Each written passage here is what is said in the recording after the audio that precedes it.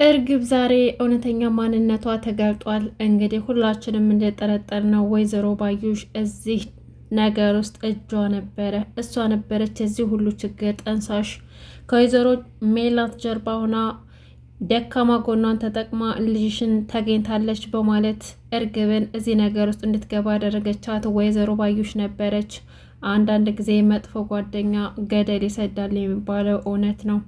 እንግዲህ ባዩሽ በጓደኛው ሜላት ስለምትቀናባት ደካማ ጎኗን ተጠቅማ የሀናን መስቀል ከቤቷ በተምቹ በኩል አድርጋ እንዲሰረቅ በማድረግ ያንን እጃቸው ላይ ያለውን ፎቶዎች እንዲሁም ደግሞ አንገቷ ላይ የምታስረውን መስቀል አሲዛ እርግብን ወደ ወይዘሮ ሜላት ቤት ልካት ነበር። ይሄ ደግሞ የሆነው ባመኑትና ልጄ ብሎ ባስጠጉት የሀና አባት በጆሮ ጓደኛ በተምቹ በኩል ነበር። እንግዲህ ባዩሽ ገንዘብ በመክፈል ተምቹን እዛ ቤት የጆሮ ጓደኛ ስለሆነ እዛ ቤት በመግባት የሀና አባት ለ16 ዓመታት ያክል የያዛቸውን ፎቶዎችና አንገቷ ላይ ጥሩ እድል ያመጣል ብለው የሚያስቡት አንገቷ ላይ የምታስረውን ሀብል መስቀል እንዲሰርቅባትና እንዲሰጣት በማድረግ እንዲሁም ደግሞ እርግብን አክስቴ ብላ የምጠራትን እርግብን ወደ ወይዘሮ ሜላት ቤት እንድትገባ አድርጋት።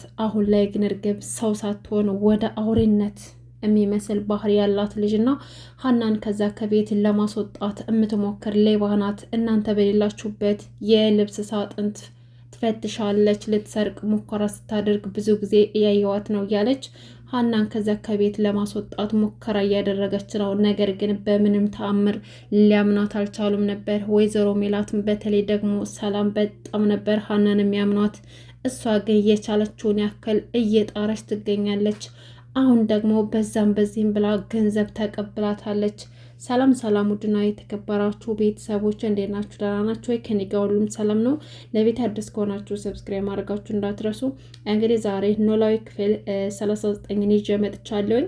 በዚህ ክፍል ላይ ሁላችን የምንጠረጥረው በእርግጠኝነት ይፋ ሆኖ ወጥቷል ማለት ነው። እሱም ደግሞ ብዙዎቻችን እንዳልነው እንግዲህ እርግብ እዛ ቤት የመጣችው በወይዘሮ ባዩሽ ምክንያት ነው። ምክንያቱም ባዩሽ እዛ ቤት ገና ከመምጣቷ በወይዘሮ ሜላት በጣም ነበር የምትቀናባት። እንዲሁም ደግሞ በልጇ ምክንያት ስታለቅስ ስታዝን ስለምታያት ያንን ደካማ ጎኗን ተጠቅማ እርግብን እዛ ቤት ልታመጣ ትችላለች ማለት ነው። ይህን ደግሞ እንግዲህ ሀናን እዛ ቤት ካየቻት በኋላ እችማ የቤት ሰራተኛ እንዴት ልትሆን ትችላለች? በጣም ቆንጆ ናት፣ እንደዚህ ልትሰራ ቻለች እያለችም ተገርማም ስትጠይቅም ነበር።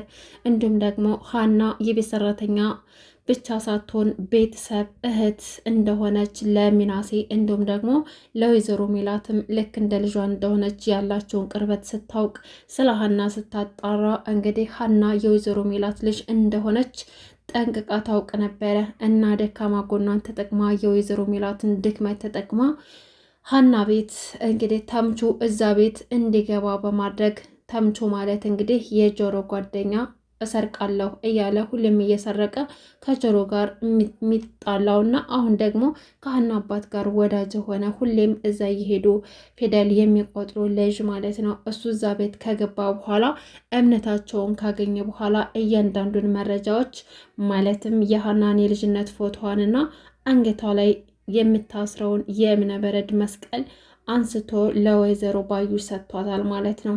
እንግዲህ ወይዘሮ ባዩሽ ደግሞ ይህንን ነገር ተጠቅማ እርግብን እዛ ቤት እንድትገባ በማድረግና ገንዘብ በእርግብ በኩል ለማግኘት የወይዘሮ ሜላትን ገንዘብ ወደ እጇ ለማስገባት እየጠነሰችው ሴራ ነበረ።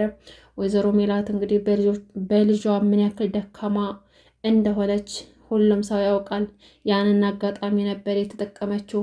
በዛም ደግሞ አልበቃትም። እንግዲህ ሀናን ሌባ ናት ልትሰርቅ እየሞከረች ብዙ ጊዜ አይቻታለሁ እያለች እርግብ ለወይዘሮ ሜላት ነግራት ነበረ። አሁንም መጥፎ አመለካከት ነው ያላት። ያለምንም ምክንያት ሀናን ትጠላታለች። እንግዲህ ሀና ደግሞ ልብስ ስታስተካከል ድንገት መስቀሏን አይታው ነበረ እና ምን እየሰራች ነው ብላ ስጠይቃት ድንገት ደንግጣ ወደ ኋላ ይዛው ነበር በእጇ። እሷም ደግሞ ምንድን ነው ከኋላሽ የደበቅሽው ስትላት አሳይታት ምንም ነገር ትንፍሽ ሳትል ከዛ ክፍል ወጥታለች። ነገር ግን እርግብ ያንን ነገር ተጠቅማ ለሰላምም ለወይዘሮ ሜላትም ልትሰርቅ ስትል ያስኳት ከልብስ ሳጥን ውስጥ ከቁም ሳጥን ውስጥ ልትሰርቅ ስትል እናንተ በሌላችሁበት ሁሌም ወደዛ ስትገባ ያታለው እያለች በሀና ላይ ጥርጣሬ እንዳድርባቸው ሙከራ እያደረገች ነው። እሱም ደግሞ ሆን ብላ ታሪኳን ስለምታውቅ ከዛ ከቤት እንድትወጣላት ስለምትፈልግ ብቻ ነው እንጂ ሌላ ምክንያት ኖሯት አይደለም። ደስ የሚለው ነገር ግን እነ ሰላም ጥልቅ እምነት ነበር ያላቸው ለሀና። ሀናን ጥንቅቅ ብላ ያውቋታል እንደዛ አይነት ልጅ እንዳልሆነች እና በጣም መልካም ልጅ እንደሆነች ሰላም ታውቃታለች ማለት ነው። እንግዲህ ወይዘሮ ሜላት ለሀና ልጇ ስለተገኘችላት እየደስደስ ለሀና 100,000 ብር በድጋሚ ለአባቷ መታከሚያ ሰጥታት ነበረ። ሀና እንግዲህ በጣም መልካም ልጅ ከመሆኗ የተነሳ የአባቷን መታከሚያ እንኳን እንዳግዟት አትፈልግም ነበር። ምክንያቱም አባቴ የኔ ኃላፊነት ነው ብላ ስለምታስብ ማንም ሰው እንዲጋራት አትፈልግም እና ወይዘሮ ሜላት ደግሞ ይህን አስተሳሰቧን በጣም ትወድላታለች። ምክንያቱም ምን አይነት የተከበረ ቤተሰብ ነው ያሳደጋት፣ ምን አይነት አስተዳደግ ናት ያደገችው፣ ምን አለ ልጆች እንደሷ በሆነልኝ ብላ የምትመኘው አይነት ባህሪ ነው ያላት ሀና። ማንም ሰው ሊወዳት የሚችል ልጅ ናት። ነገር ግን አሁን ጠላት መጥቶባታል።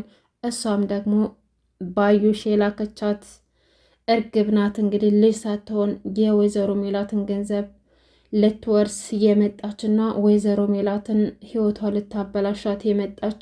እሱም አልበቃ ብሏቸው ደግሞ የሀንቾን ታሪክ ሰርቃ እዛ ቤት በሀና ማንነት እየኖረች ትገኛለች። ነገር ግን ይሄ እውነት እስከ መቼ ድረስ ነው የሚቆየው? አሁን ላይ ጆሮ የሀናን አባት ለማሳከም ደፋ ቀና እያለ ያገኘውን ሸክም እየተሸከመ የሀናን አባት ለማሳከም ገንዘብ እያጠራቀመ ይገኛል። ጧት ወጥቶ ማታ ነው የሚገባው። ነገር ግን የሚያገኘው ገንዘብ አጥጋቢ አልሆነለትም። በዚህ ሁኔታ እስከ 7 ዓመትም ብሰራ የፋዘርን መታከሚያ እንኳን ግማሹ ልሸፍን አልችልም፣ እንዴት ነው የማደርገው? ያለ ጆሮ እንግዲህ ለሀና አባት በጣም ይጨነቃል።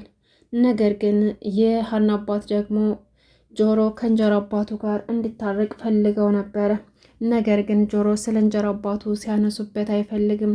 የወሎት ፋዘር ስለ እሱ እንዳያነሱብኝ፣ ምክንያቱም ፍቅር ከዚህ በፊት አንድ ነገር ነግራኝ ነበር። አባዬ የነካው ነገር በረከት የለውም ብለውኛል። ስለዚህ በሱ ሰውዬ ምክንያት የኔና የእርሶ ፍቅር እንዳልቅ አልፈልግም። በቃ ሁለተኛ የእሱን ስም እንዳያነሱብኝ እያለ የሀናን አባት ይናገራቸዋል።